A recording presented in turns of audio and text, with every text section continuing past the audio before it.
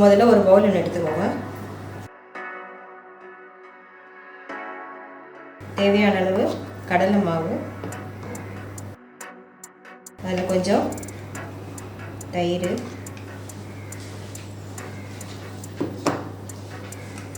ரெண்டு மிக்ஸ் பண்ணுங்கள். பத்தலை அப்படின்னா கொஞ்சம் தண்ணி போட்டு கொஞ்சம் ஒரு பஜ்ஜி பதம் வரா மாதிரி மாவை வந்து மிக்ஸ் பண்ணிக்கணும்.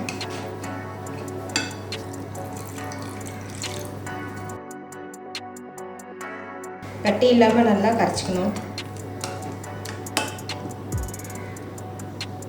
இதுக்கு தேவையான அளவு உப்பு,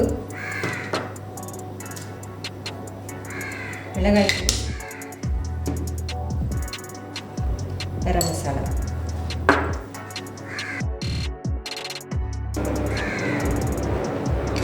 இதில் இந்த பன்னீரை போட்டு மிக்ஸ் பண்ணி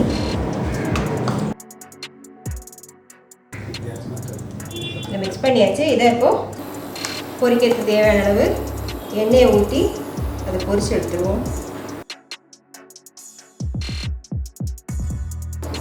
பன்னீரை போட்டு பொரிச்சு எடுத்துடலாம்.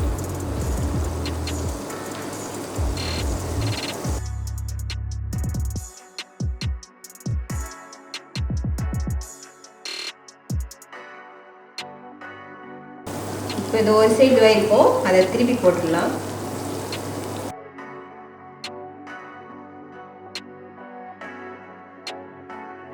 இப்போ இது பொரிஞ்சிடுச்சு. இந்த ஒரு பிளேட்டில் சர்வ் பண்ணிடலாம்.